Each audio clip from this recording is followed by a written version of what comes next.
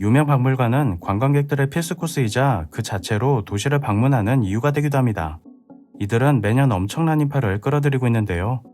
대표적으로 대형 박물관이 그렇습니다. 1759년 개관한 대형 박물관은 전 세계의 진귀한 전시품들로 꽉 들어차 있습니다. 역사적인 컬렉션으로는 세계 최고의 박물관이라고 해도 과언이 아니죠. 그런데 아이러니하게도 대형 박물관에는 영국의 문화재는 거의 없습니다. 인기 있는 전시 목록은 모두 외국 유물들이 차지하고 있습니다. 그리고 이 중 상당수는 약탈과 같은 불법적인 방법으로 수집된 것들입니다. 그래서 사람들은 이곳을 대영 제국의 전리품 창고나 도난물품 전시장 혹은 가장 영국적이지 않은 영국 박물관이라고 부르기도 합니다. 우리나라 국립중앙박물관의 전시품이 약 1만 점이고 창고의 소장품이 150만 점이라고 하는데요. 이것의 몇 배에 해당하는 약탈품들이 대형 박물관에 보관되어 있는 것으로 추정되고 있습니다. 엄청난 수량뿐 아니라 약탈 스케일도 남달라서 파르테논 신전 조각의 절반을 뜯어오거나 한 왕국의 예술품들을 거의 싹쓸이해오기도 합니다. 옮길 만한 큰 배가 없었는지 아쉽게도 스핑크스는 수염과 장식물만 떼어왔네요. 그런데 약탈이나 도굴 미술품을 가지고 있는 나라는 비단 영국만이 아닙니다. 프랑스도 영국과 견줄 정도로 유물탈취의 규모와 역사가 만만치 않습니다. 박물관들은 어쩌다 이 많은 약탈 문화재들을 보유하게 되었을까요? 이 박물관들의 이야기는 고고학의 시작과도 맞물려 있습니다. 19세기 초 나폴레옹의 이집트 원정은 실패했지만 그가 이집트에 데리고 갔던 수십 명의 학자들은 어쩌면 그보다 더 중요한 업적을 남겼습니다.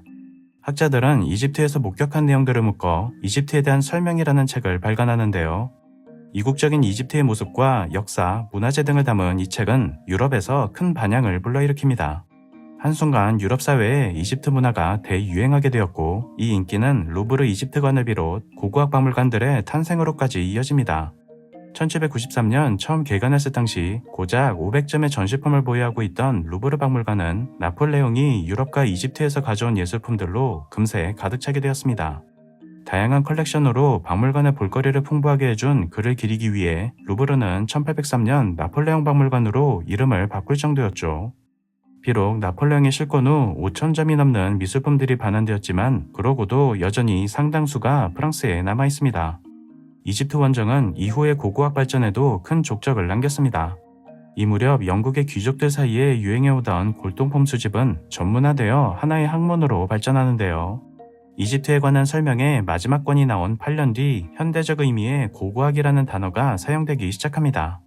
특히 영국은 단순히 기존 식민지의 노동력과 자원 착취에서 한 발 나아가 학문적 가치를 지닌 유물에 대한 대규모 약탈을 자행합니다. 이를 가리켜 종종 역사학자들은 고고학이 식민주의를 바탕으로 성장했다고도 말합니다. 그리고 약 800만 점의 소장품을 보유한 대형 박물관은 이 식민주의적 고고학의 집대성으로 꼽히고 있죠. 제국주의 시절 영국은 식민국가와 유색인종에 대한 착취에 거리낌이 없었습니다. 고고학의 아버지라 불리는 플린더스 패트리조차도 인종주의 우생학의 신봉자였죠.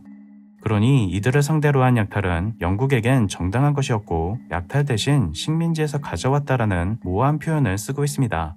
하지만 반대로 이들이 약탈당했을 때는 입장이 달라집니다. 나치는 이탈리아와 프랑스 등 유럽에서만 500만 점에 달하는 예술작품을 훔쳤습니다. 나치의 문화적 잔악행위에 연합국의 시민들은 분노했고 도난당한 작품들을 되찾기 위해 모뉴먼트맨이라는 예술품 특수부대를 창설합니다. 이 부대의 이야기는 영화로 만들어지면서 대중들에게 널리 알려지게 되었죠. 그런데 미술품을 지키려는 간절한 사죄의 심정과 이를 냉혹하게 강탈하는 나치의 모습은 잘 표현했지만 이게 본인들과 약수국 간의 문제로는 잘 이입이 되지 않는 모양입니다. 동일한 시대를 배경으로 한 영화 인디아나 존스에선 아주 유쾌하게 남미의 유물을 도굴하는 모습을 그리고 있죠.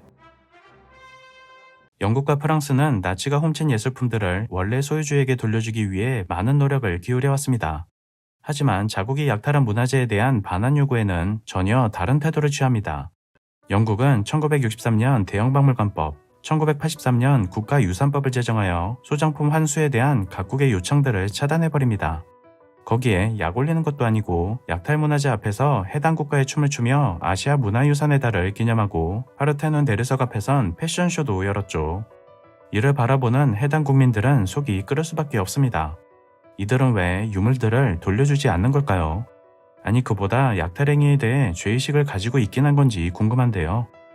파르테논 대리석 논란에 대한 그들의 태도에서 이를 엿볼 수 있습니다. 엘긴 대리석 또는 파르테논 대리석이라 불리는 이 조각들은 그리스가 오스만 제국의 점령을 받고 있던 시절 영국 대사 엘긴이 오스만 제국과 합의하여 신전에서 뜯어온 것입니다. 엘긴은 이 거대한 유물들을 돈을 받고 영국 정부에게 넘기게 되는데요. 박물관은 소유주에게 돈을 지불했기 때문에 이 거래를 정상적인 구매로 처리했고 지금도 당당하게 그 내용을 표기하고 있습니다. 그래서 이런 말도 할 수가 있죠. The objects being in two different places is beneficial to everybody. 그럼 아프리카나 아시아에서 직접 약탈한 물건에 대해서는 어떤 입장일까요? 대형 박물관 사이트의 소개란을 한번 보겠습니다. 논쟁의 여지가 있다. 영국 통치의 땅에서 획득되었다. 두루뭉실한 단어로 피해가고 있는 느낌이 드는데요. 논란을 완전히 외면하지는 않지만 그렇다고 책임지는 태도도 보이지 않습니다. 메트로폴리탄 미술관이나 루브르의 경우 명확하게 불법적인 입수 정황이 밝혀지면 일부 소장품들을 반환하기도 합니다. 하지만 여전히 태도는 소극적입니다. 우리나라의 외교장각 의궤 반환 이슈는 프랑스에서도 이례적인 일이었습니다. 한국 정부의 지속적인 요구와 악화된 여론에 외교적 관계를 의식한 프랑스는 결국 의궤를 보내주기로 결정하는데요. 그 형식이 좀 이상합니다. 문화재 반환이 아닌 영구 대여의 형태입니다. 그러니까 우리 프랑스 것이지만 한국에 빌려줄게인 것입니다. 따라서 의궤를 우리 유물대장에 올리거나 소유권을 주장할 수 없습니다.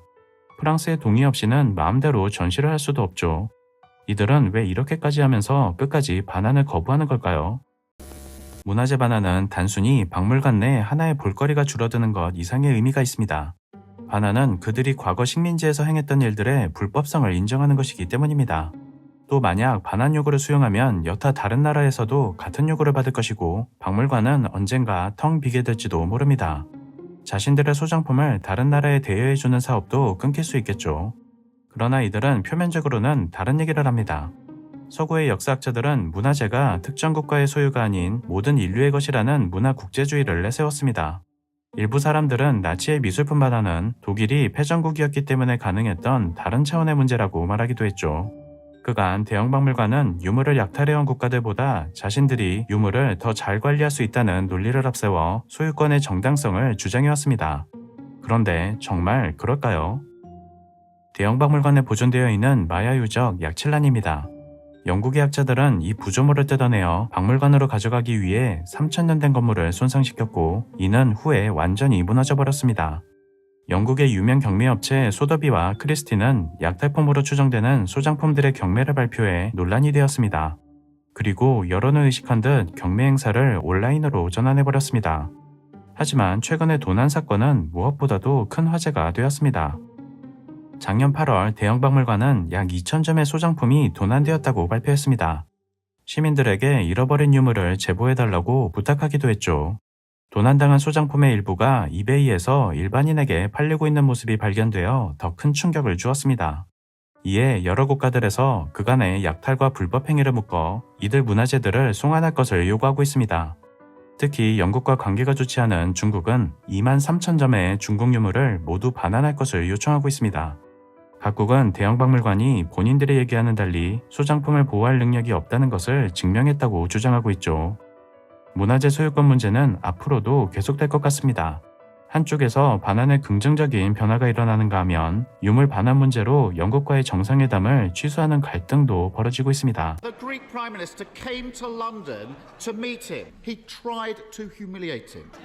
Why such small politics? It's not that difficult, Prime Minister. 대형 박물관들이 과연 창고를 활짝 열게 되는 날이 오게 될까요?